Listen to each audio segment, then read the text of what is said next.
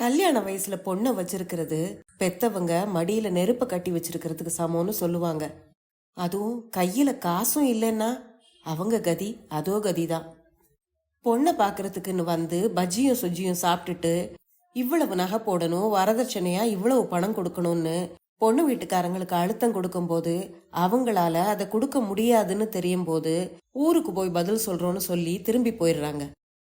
இந்த மாதிரி ஒரு பொண்ணை பார்த்துட்டு பணத்துக்காக அவளை நிராகரிச்சுட்டு போகும்போது அந்த பெண்ணுடைய மனமும் அவங்க குடும்பத்தினருடைய மனநிலையும் எப்படி இருக்கும்னு எந்த மாப்பிள்ளை வீட்டுக்காரங்களும் நினைச்சு பாக்குறது இல்ல. இந்த கதையிலையும் வரதட்சணை பிரச்சனையால ஒரு பெண்ணுடைய கல்யாணம் தள்ளி போய்கிட்டே இருக்கு. அது அந்த பெண்ணுடைய தம்பியோட மனசை ரொம்ப பாதிக்குது.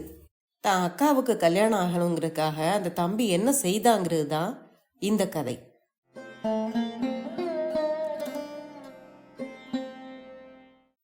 அனைவருக்கும் வணக்கம். நீங்கள் கேட்டுக்கொண்டிருப்பது கதை ரேடியோ தமிழ். இன்னைக்கு நீங்க கேட்க போற அக்காவின் திருமணம்ங்கிற சிறுகதையை எழுதியவர் திரு A.S. ராகவன் அவர்கள்.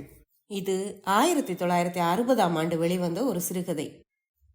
கதைக்குள்ள போறதுக்கு முன்னால சேனலுக்கு வந்திருக்கிற எல்லாருக்கும் என்னுடைய அன்பான வரவேற்புகள். இப்ப வாங்க கதையை ஆரம்பிக்கலாம். வாசல் படியில உட்கார்ந்து பூ தொடுத்துக்கிட்டு இருந்தா சுந்தரி. ஒரு காலத்துல தவண்டு தவண்டு போய் வாசல் நிலக்கால புடிச்சுக்கிட்டு மேற்கொண்டு நிக்க முடியாம உருண்டு புரண்டு அழுதவதான் சுந்தரி. ஆனா இப்போ அவளோட உயரத்துக்கு நிலப்படி இடிக்குது. அந்த அளவுக்கு வளர்ந்துட்டா. அந்த நிலப்படியிலையும் வாசல் கொரட்லையும் தவழ்ந்து வளர்ந்த அந்த பாசத்துக்காக போனா போகுதுன்னு நிலப்படிக்கு மட்டும்தான் அவ தலை குனிஞ்சு நடப்பா. மற்றபடி யாருக்கும் எதுக்கும் அவ தலை குனியவே மாட்டா. அவங்க அப்பா சபேசையர் அவளை அவ்வளவு சுதந்திரமா வளர்த்திருந்தாரு. மகளை பார்க்கும் போதெல்லாம் அவருடைய மனசுல பெருமை ததும்பி வழியும். சுந்தரிக்கு 14 வயசு ஆற வரைக்கும் அவங்க அப்பா பெருமிதமா தான் இருந்தாரு. ஆனா அவ வயசுக்கு வந்ததுல இருந்து அவருடைய பெருமிதம் பயமா மாற ஆரம்பிச்சிருச்சு. இனிமேலும் தன்னுடைய பெண்ணை ஒரு புதுமை பெண்ணை போல வச்சிருக்க முடியுமா? காமால கண்ணுள்ள ஊருக்கு எல்லாமே மஞ்சளா தானே தெரியும். பொண்ணை கட்டி கொடுக்காம காளமாடு மாதிரி வளர்த்து வச்சிருக்கானேன்னு பேசுவாங்களே அப்படின்னு நினைச்சாரு அவரு. அப்படி நினைக்கும் போதே அவருடைய நெஞ்சோட ஆழத்துல இருந்து ஒரு பெருமூச்சு கிளம்பிச்சு. சபேசையர் விட்ட பெருமூச்சுல எத்தனையோ பிரச்சனைகளின் பாரம் தெரிஞ்சுது. நிலப்படியை புடிச்சுக்கிட்டு நின்னுக்கிட்டு இருந்த அவருடைய மகன் பாலுவுக்கு அப்பாவுடைய மனநிலை தெரியாம இல்ல.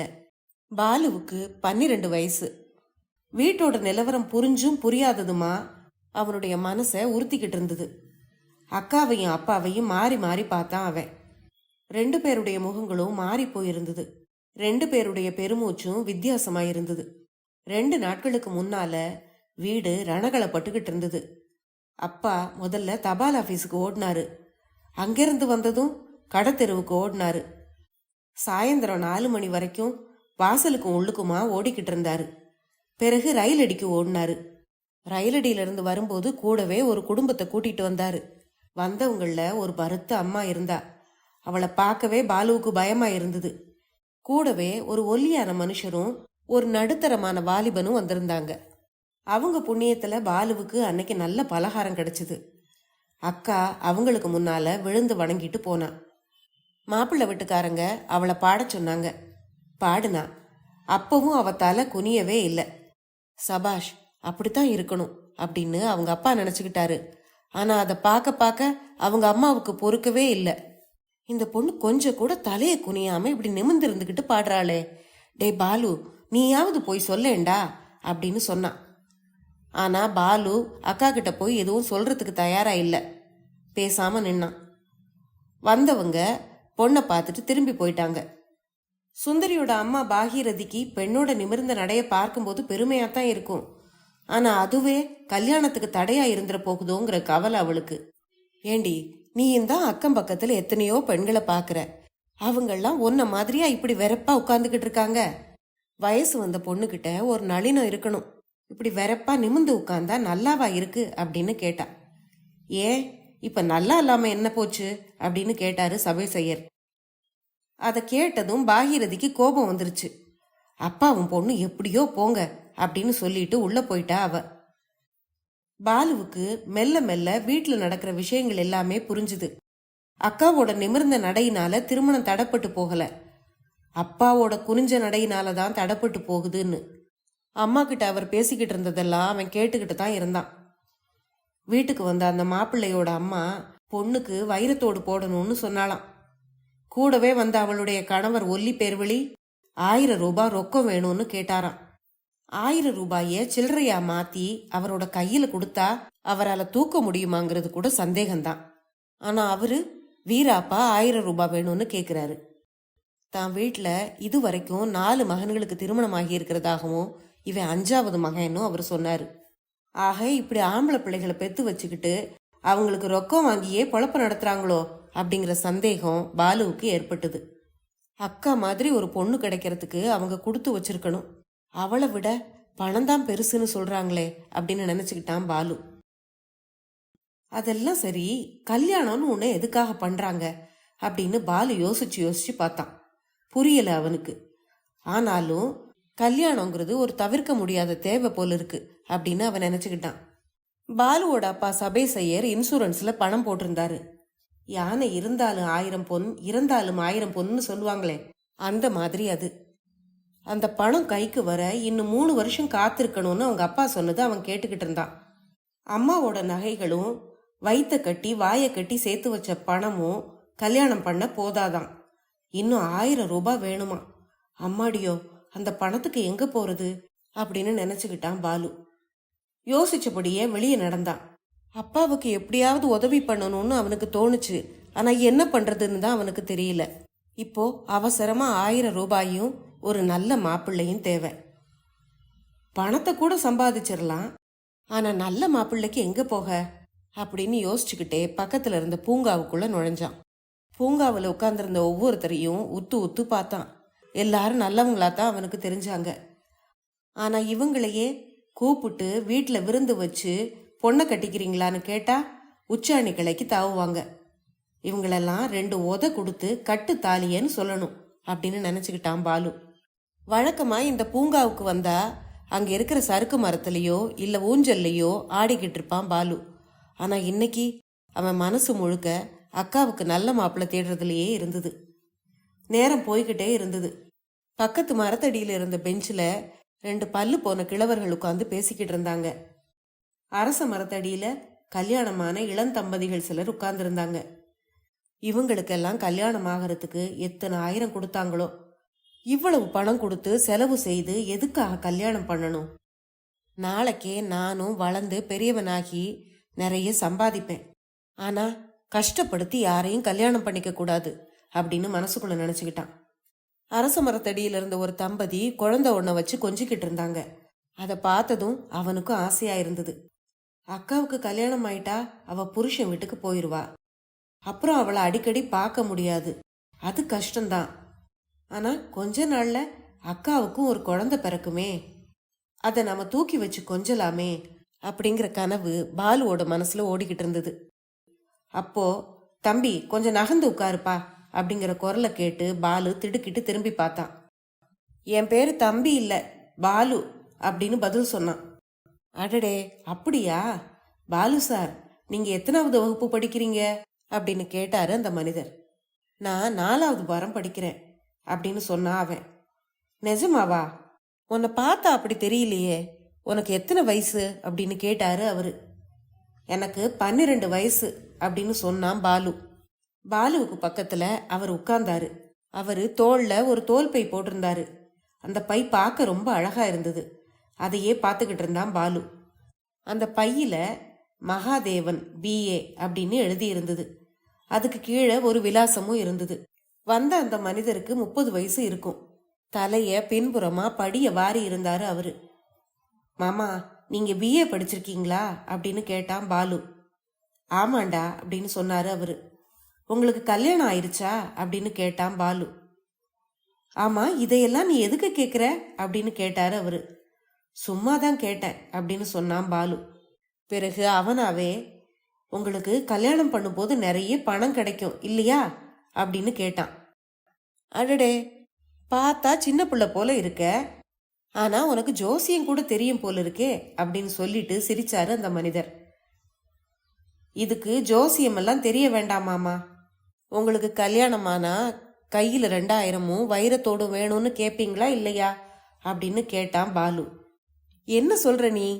2000 ரூபாய் பணமும் வைரத்தோடும் கிடைக்கும், ஆனா நல்ல பொண்ணு கிடைக்காதே அப்படின்னு சொன்னாரு அவரு. பொண்ணோடு சேர்த்து தான் இதெல்லாம் கிடைக்கும் அப்படின்னு சொன்னான் பாலு. அந்த மனிதர் பாலுவையே கூர்ந்து பார்த்தாரு. சாதாரணமா அவனுடைய வயசு பிள்ளைகள் பேசுற பேச்சு இல்ல அது. ஏதோ ஒரு வேதனையோட குமுறல் இப்படி அவன் வாயிலிருந்து வெளிப்படுதுன்னு நினைச்சாரு அவரு. மெல்ல அவனுடைய முதுகுல தட்டி கொடுத்தாரு.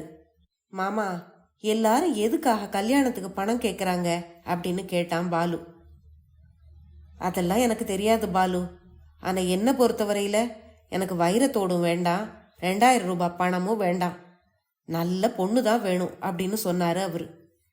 உங்களை பார்த்தாலே நீங்க நல்லவங்கன்னு தான் தோணுச்சு அப்படின்னு சொன்னான் பாலு. வந்த அந்த மனிதர்கிட்ட தன்னுடைய குடும்ப பிரச்சனையை சொல்லி எப்படியாவது அக்காவோட கல்யாணத்தை முடிச்சிடணுங்கிறது பாலுவோட எண்ணம். இவரை விட நல்ல மாப்பிள்ளை எங்க கிடைக்க போறாரு? அப்பா மாப்பிள்ளைய தேடி எங்கெங்கோ ஓடிக்கிட்டு இருக்காரு.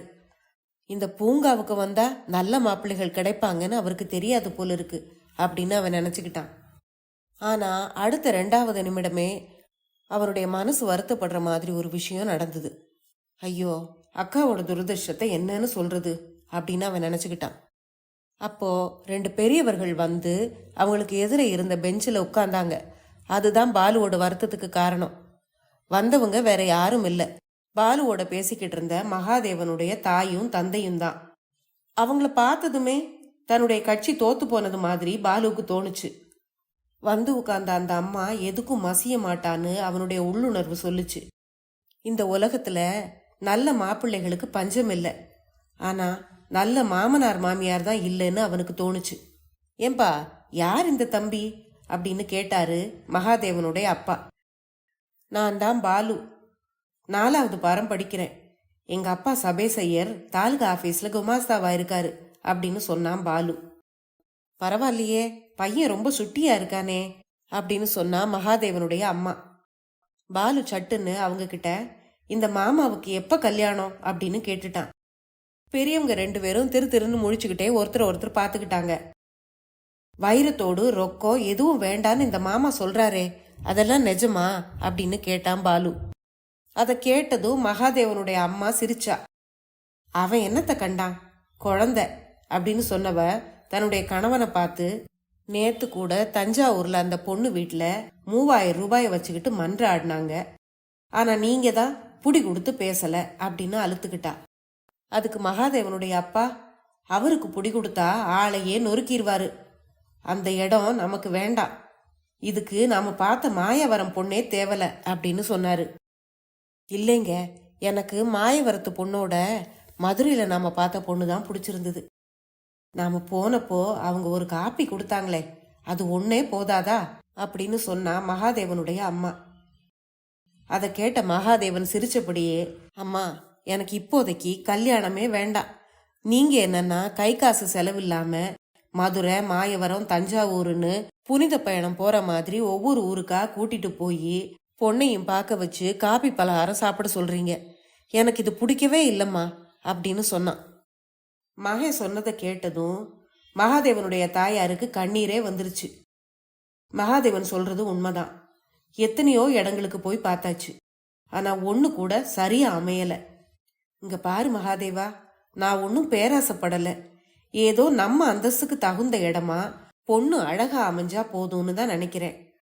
கையில ஒரு 1000 ரூபாய் மட்டும் தரட்டும், அப்புறம் அவங்க இஷ்டம் போல கல்யாணத்தை முடிச்சு வைக்கட்டும், அது போதும் எனக்கு அப்படின்னு சொன்னான். அவங்க பேசிக்கிட்டு இருந்ததை கேட்டதும் பாலுவோட மனசுல ஒரு யோசனை உதிச்சுது. வீட்டுக்கு ஓடி போனா அவன். மகாதேவனை பார்க்கும்போது ரொம்ப நல்லவரா தெரியுறாரு. அவர் மட்டும் அக்காவுடைய கணவரா அமைஞ்சா அக்காவும் அதிர்ஷ்டசாலி, அவரும் அதிர்ஷ்டசாலி தான் அப்படின்னு நினைச்சுக்கிட்டான். ஆனா இந்த கல்யாணத்தை எப்படி நடத்தி முடிக்கிறது அப்படின்னு அவனுக்கு தெரியல. மறுநாளும் இதே யோசனையோட அந்த பூங்காவுக்கு போனான். போய் அங்க இருந்த அதே சிமெண்ட் பெஞ்சில் உட்கார்ந்தான். கொஞ்ச நேரத்துல அதே தோல் பையோட மகாதேவன் அங்க வந்தாரு. பாலு அவரை பார்த்ததும் எந்திரிச்சு நின்னான். என்ன பாலு, நீ தினசரி இங்க வருவியா அப்படின்னு கேட்டாரு அவரு. நீங்களும் தினசரி இங்க வருவீங்களா அப்படின்னு திருப்பி கேட்டான் பாலு. எங்க அப்பா அம்மாவோட இங்க பொண்ணு பார்க்கறதுக்காக வந்திருக்கேன். இந்த பூங்காவுக்கு பக்கத்துல ஒரு சொந்தக்காரங்க வீட்டில தான் தங்கி இருக்கோம். எங்க அப்பா அம்மா அவங்க வீட்டில் இருக்காங்க. நான் தான் பொழுத கழிக்கிறதுக்காக இங்க வந்தேன் அப்படின்னு மகாதேவன் சொன்னாரு. சொல்லிட்டு உங்க வீடு இங்க பக்கத்துல தான் இருக்கா அப்படின்னு பாலுவை கேட்டாரு அவரு. உடனே பாலு, நான் எப்பவும் இந்த பூங்காவுக்கு வரமாட்டேன். 2 நாளா தான் மனசே சரியில்லை, அதனால தான் இங்க வந்தேன் அப்படின்னு சொன்னான். ஏன், உன் மனசுக்கு என்னாச்சு, என்ன நடந்தது சொல்ல அப்படின்னு கேட்டாரு மகாதேவன். அதுக்கு மேல பாலு எதையும் மறைக்கல. தான் வீட்டில் இருக்கிற பிரச்சனைகளை எல்லாம் சொல்லி முடிச்சான். அதை கேட்டு மகாதேவன் நெகிழ்ந்து போனாரு. எங்க வீட்டில் எல்லாரும் ரொம்ப நல்லவங்க மாமா. நல்லவங்களா இருந்தா மட்டும் கல்யாணம் நடக்குமா? எங்க அப்பா பணத்துக்கு எங்க போவாரு அப்படின்னு கேட்டான் அவன். மகாதேவன் பதில் எதுவும் சொல்லல. பாலு கொஞ்சம் தைரியத்தை வரவழைச்சுக்கிட்டு, மாமா நீங்க இன்னும் 1 வருஷம் பொறுத்திருக்க முடியுமா அப்படின்னு கேட்டான். எதுக்கு அப்படின்னு கேட்டாரு மகாதேவன். கல்யாணத்துக்கு தான். அதுக்குள்ள எங்க அப்பாவுக்கு பணம் வந்துடும் அப்படின்னு சொன்னான் அவன். ஆமா, எங்க இருந்து பணம் வரும் அப்படின்னு கேட்டாரு மகாதேவன். நானே எப்படியாவது சம்பாதிச்சிருவேன் மாமா அப்படின்னு சொன்னான் பாலு.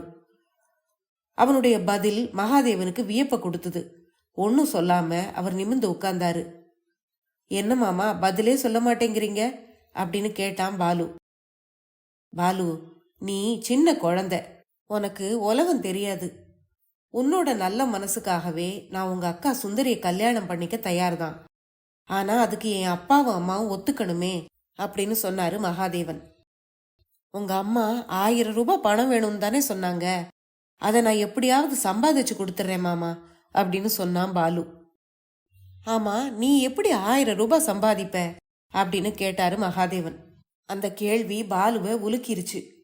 ஆமா, அவன் எப்படி சம்பாதிக்க முடியும்? 1 ரூபாயா 2 ரூபாயா? பாலு நிமிர்ந்து மகாதேவனை பார்த்தான். மாமா, பணம் தானே வேணும், அந்த பணத்தை நான் திருடியாவது கொண்டு வந்து கொடுக்கறேன் அப்படின்னு சொன்னான். அதை கேட்ட மகாதேவன் அதிர்ந்து போனாரு. பாலு, என்ன பேச்சு பேசிட்ட? திருடுறது பாவம் இல்லையா? நீ எவ்வளவு நல்ல பையன் மாதிரி இவ்வளவு நேரம் பேசுன அப்படின்னு கேட்டாரு. திருடுறது பாவம்தான் மாமா, ஆனா வேறு வழி இல்லாதப்போ நான் என்ன பண்றது அப்படின்னு அழாத குறையா கேட்டான் பாலு. அவன் சொன்னதை கேட்டதும் மகாதேவனுக்கு உடம்பெல்லாம் நடுங்கிற மாதிரி இருந்தது. அந்த சின்ன பையனுடைய தவிப்பை பார்த்து அவருடைய கண்கள்ல நீர் சுரந்தது. தான் தோள்ல இருந்த பைய திறந்தாரு. அதுக்குள்ள இருந்து ஒரு கவரை எடுத்தாரு. பாலு, இந்த கவர்ல 1000 ரூபாய் பணம் இருக்கு. நீ என்ன உங்க அப்பா கிட்ட கூட்டிட்டு போ. இந்த பணத்தை நான் உங்க அப்பா கிட்ட கொடுக்கறேன். இந்த பணத்தை கொண்டு 3ஆம் மனுஷருக்கு தெரியாம கல்யாணத்தை நல்லபடியா உங்க அப்பாவை முடிக்க சொல்லலாம் அப்படின்னு சொன்னாரு மகாதேவன். அதை கேட்டதும், மாமா நீங்க ரொம்ப நல்லவங்க அப்படின்னு சொல்லிக்கிட்டே சந்தோஷத்தோட அவருடைய 2 கைகளையும் பிடிச்சுக்கிட்டான் பாலு. அடுத்த கணமே மகாதேவனுடைய கையை பிடிச்சி இழுத்துக்கிட்டு பூங்காவோட கேட்டை தாண்டி வேகமா நடந்துகிட்டு இருந்தான் பாலு. கதை முடிவடைந்தது. இந்த கதையை பற்றி உங்களுடைய கருத்துக்களை மறக்காம கமெண்ட்ல சொல்லுங்க. சேனலுக்கு புதுசா வந்திருந்தீங்கன்னா மறக்காம சேனலை சப்ஸ்கிரைப் பண்ணிக்கோங்க. அடுத்த பதிவுல இன்னொரு சுவாரஸ்யமான கதையுடன் சந்திப்போம். நன்றி.